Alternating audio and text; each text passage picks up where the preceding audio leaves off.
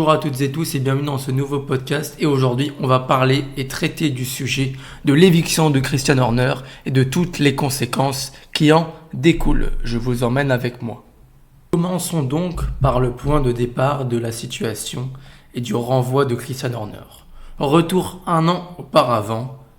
La situation de Christian Horner, le team principal essayé au Red Bull Racing, figure emblématique et architecte des succès de l'équipe autrichienne de plus près de 2 décennies, a été donc au centre d'une controverse majeure. Rappelons le contexte.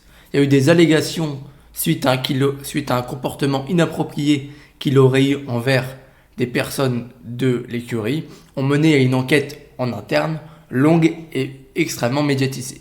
Bien qu'il fût initialement blanchi, la pression médiatique et les fuites d'informations ont maintenu une atmosphère de tension autour de sa position. Et maintenant, la nouvelle est tombée, plus d'un an et demi après l'arrivée de cette rumeur et de cette enquête. Le départ de Christian Horner de Red Bull est officiel et c'est à titre direct à cet instant, aujourd'hui, le mercredi 9 juillet 2025. Bien qu'on ne connaisse pas encore toutes les raisons à son éviction, une nouvelle page se tourne. On ne sait pas si c'est suite à des pressions externes de certains sponsors, de la FIA ou à des dynamiques internes au sein de la direction elle-même de Red Bull. Cela fera sans doute l'objet de nombreuses analyses dans les prochains jours et les prochaines semaines. Ce départ après tant d'années à la tête de l'équipe est un véritable séisme pour l'écurie. L'impact est colossal. Il va être remplacé par Laurent Mekies, mais cela amène une grande instabilité et le moral de l'équipe et de l'écurie pourrait être inévitablement affecté. Comment les employés réagiront-ils à la perte de leur leader historique ? Il est crucial de souligner ici le rôle du clan Verstappen. On sait que Jos Verstappen ne portait pas Christian Horner dans son cœur, et cette tension latente, bien que gérée en apparence au premier abord, a sans doute été exacerbée par la controverse et les rumeurs. La série de résultats moins dominants et les moments de faiblesse de l'écurie n'ont fait que démultiplier cette tension en interne, rendant la situation de Horner de plus en plus intenable. Pour les partenaires majeurs comme Ford, qui s'apprêtent à collaborer sur le moteur 2026, une stabilité est primordiale. Ils ont donc certainement surveillé de très près la situation, craignant une image négative ou une instabilité prolongée qui pourrait nuire à leur développement. Maintenant, parlons donc de son remplaçant, Laurent Mekies. C'est là qu'il entre en scène, il est désormais officiellement le successeur de Christian Horner. Mekies n'est pas un inconnu dans le paddock, son parcours est impressionnant et diversifié. Il a fait d'abord ses preuves au sein de la FIA en tant que directeur de la sécurité, ce qui lui a donné une connaissance approfondie des règlements et des rouages de la gouvernance de la Formule 1. Il a ensuite rejoint Ferrari où il a gravi les échelons pour devenir directeur sportif adjoint, puis directeur sportif, jouant un rôle clé dans la génération des opérations en piste et des relations avec la FIA. Plus récemment, il était à la tête de Visa Cash App Racing Bulls en tant que team principal, ce qui lui a permis, durant cette année écoulée, de diriger une équipe complète et de comprendre au mieux les milieux de grille. Alors, pourquoi Red Bull le choisit pour un rôle aussi crucial ? Plusieurs raisons semblent évidentes. Premièrement, sa connaissance de l'organisation Red Bull via Vicarb et Tnatou. Il comprend déjà la philosophie et le lien entre les deux entités. Deuxièmement, son expérience en gestion d'équipe et en régulation est inestimable. Il sait comment faire fonctionner une écurie au quotidien et comment interagir avec les instances dirigeantes. Il a l'expérience des grandes écuries et des pressions qui y sont associées. Cependant, les défis pour Laurent Mekies sont immenses. Il devra donc prendre la suite d'une figure aussi emblématique et charismatique que Christian Horner, ce qui ne sera absolument pas une mince affaire. D'autant plus qu'il devra gérer les dynamiques internes complexes, notamment avec la relation avec Helmut Marko, figure historique et influente, ainsi qu'avec la famille de propriétaires de Red Bull. Il devra également composer avec l'héritage des tensions passées, celles notamment impliquant le clan Verstappen. Son objectif principal sera de maintenir la performance et la culture de la gagne qui ont fait le succès de l'équipe. Pour Visa Cash App, le départ de Mekies était peut-être pressenti et c'est Alan Perman, ancien chez Alpine, qui prendra sa place. Avec tout cela, c'est donc Alan Perman qui arrive chez Visa Cash App Racing Bulls. Un transfert donc par ricochet qui pourrait s'avérer stratégique pour Vicarb. Perman est une figure respectée et expérimentée du paddock, ayant passé une grande partie de sa longue carrière chez Renault, puis Alpine, où il a occupé des postes clés, notamment celui de directeur sportif et d'ingénieur de piste. Il est connu pour sa rigueur, son expertise technique et sa capacité à tirer le meilleur des opérations en course. Pourquoi Visa Cash App l'a-t-il recruté? Après le départ donc de Laurent Mekies, l'équipe de Faenza aurait un besoin urgent d'expérience et de stabilité. Perman apporterait donc une connaissance approfondie des opérations techniques et de la gestion d'une équipe de Formule 1.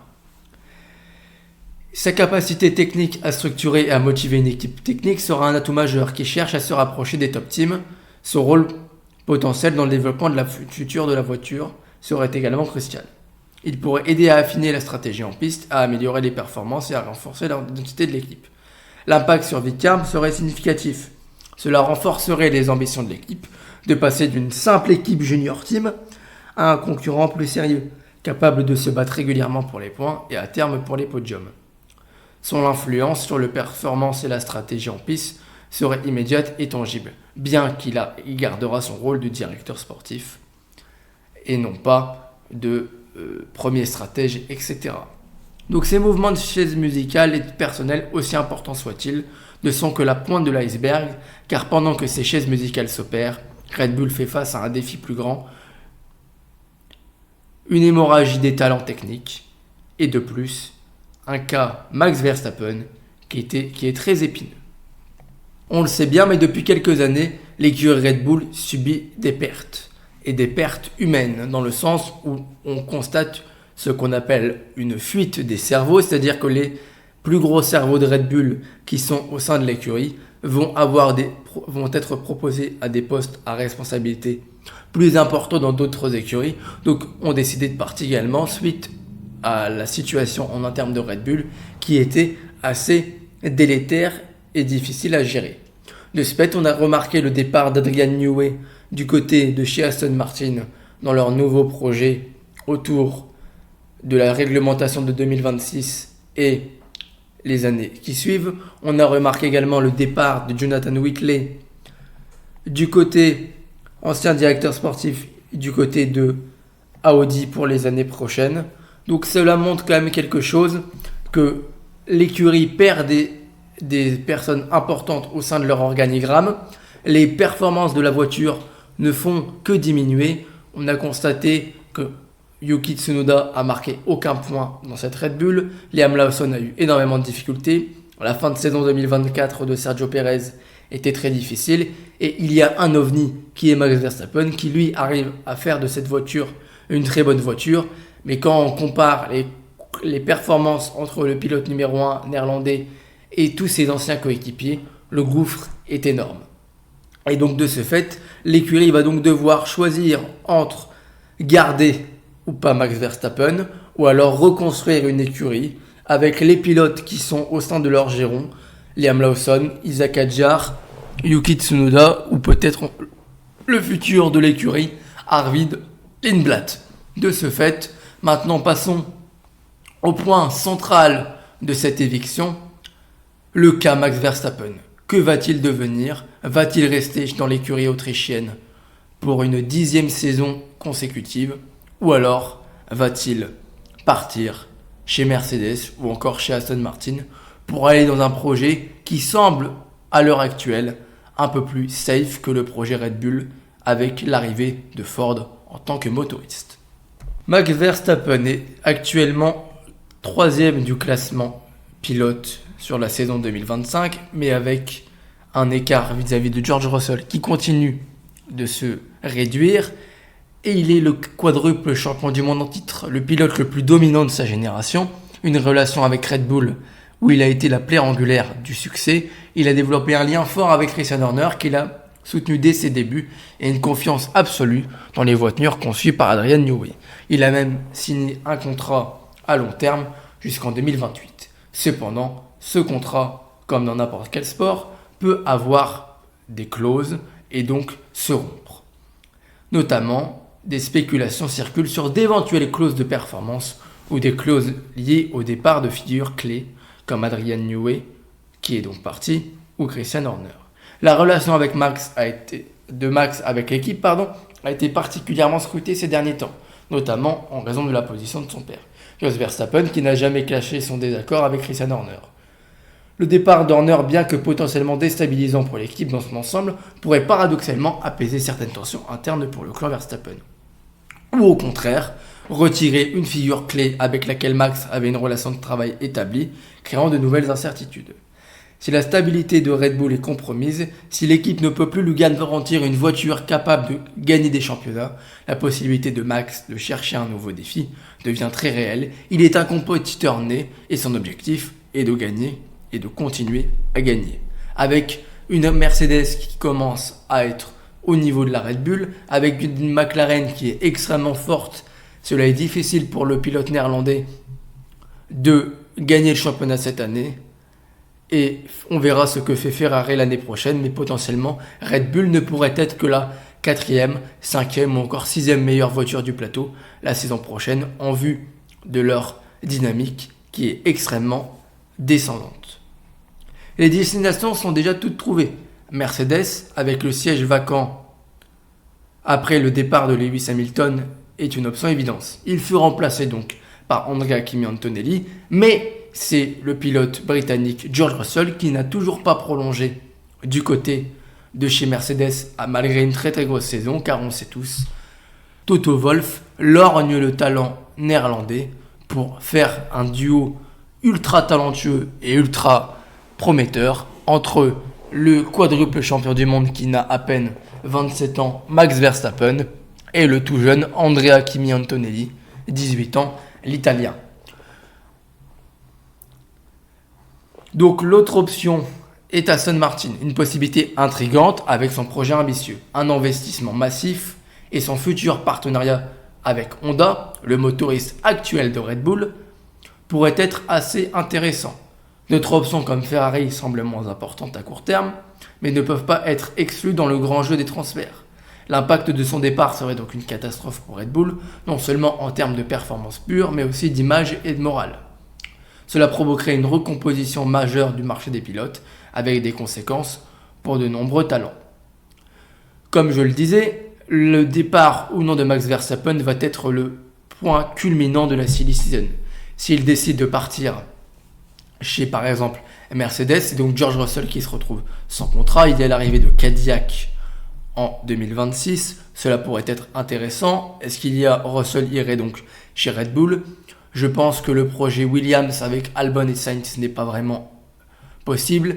Le duo Hülkenberg-Bortoleto chez Audi fut vraiment soudé, mais je pense que si le cas Verstappen se libère, peut-être que Audi voudrait aller se jeter dessus. Bref, c'est vraiment tout un système de transfert qui pourrait, comme je l'ai dit, être extrêmement changé et extrêmement important. Après avoir parlé de Max Verstappen, il faut qu'on parle de Red Bull. La question fondamentale est de savoir si Red Bull pourra maintenir son niveau de performance exceptionnel, sans Max Verstappen potentiellement, sans Adrian Newey et avec une nouvelle direction. Ils sont actuellement 4e au classement constructeur avec une énorme marge sur le 5e, mais un retard qui se fait de plus en plus important sur les 3 écuries de tête. C'est dans la même dynamique que la saison passée, avec un Red Bull qui finit 4e au championnat constructeur. Le défi est immense, il ne s'agit pas de remplacer des individus, mais de préserver une culture de l'excellence et une dynamique de travail. Avec Laurent Mekies à la barre, le rôle d'Helmut Marko, celui-ci, le français, sera-t-il donc renforcé ou diminué? Comment les propriétaires de Red Bull GmbH, notamment la famille Porsche et Olivier Minzlaff, vont-elles gérer cette période de transition? La cohésion interne de l'équipe, après ces bouleversements, sera essentielle pour éviter une spirale négative. N'oublions pas le partenariat moteur avec Ford. Ces changements au sein de l'écurie affecteront-ils la préparation de ce nouveau chapitre crucial? Une nouvelle réglementation qui pourrait même tout changer dans le visage des futures années de la Formule 1. L'équipe qui va réussir à passer ce virage sans encombre peut s'atteler à une domination extrêmement importante Et celle qui se rate peut passer plusieurs années dans les méandres du classement en espérant se relever. La confiance des partenaires est primordiale. Red Bull devra rassurer ses alliés sur sa capacité à rester au sommet. En fin de compte, la vision à long terme de Red Bull est en jeu. L'équipe pourra-t-elle rester au sommet de la Formule 1 après cette période de transition sans précédent? L'histoire de la F1 est pleine d'exemples d'équipes qui ont su se réinventer, comme McLaren qui en 2022 était dernière en 2023 était dernière à Bahreïn et qui en 2024 était quasiment la meilleure écurie. Et là, cette année, sont les leaders au championnat constructeur. On peut donc en conclure une chose. Les mouvements de personnel et de départ figures emblématiques de chez Red Bull sont bien plus que de simples transferts. Ils redéfinissent donc le paysage de deux équipes majeures de la Formule 1, Racing Bulls et Visca Kachap, anciennement AlphaTauri et Toro Rosso, et pourraient donc avoir des répercussions sur l'ensemble du championnat. Les questions sont nombreuses et passionnantes. Max Verstappen restera-t-il fidèle à Red Bull? Red Bull peut-il maintenir sa domination sans figure emblématique sous la nouvelle direction de Laurent Mekies? Vicarb va-t-elle garder Alan Perman en tant que...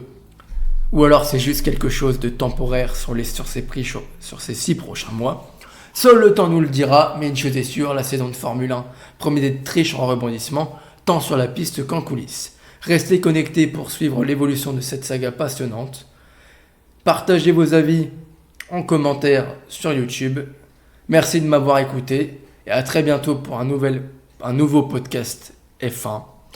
Et on fera donc une analyse sur cette demi-saison de la Formule 1. J'ai fait une analyse des 9 premières courses, mais sur ce triptyque européen et même plus, il y a eu des choses très intéressantes à analyser. C'était Arthur, à bientôt et bonne journée à tous.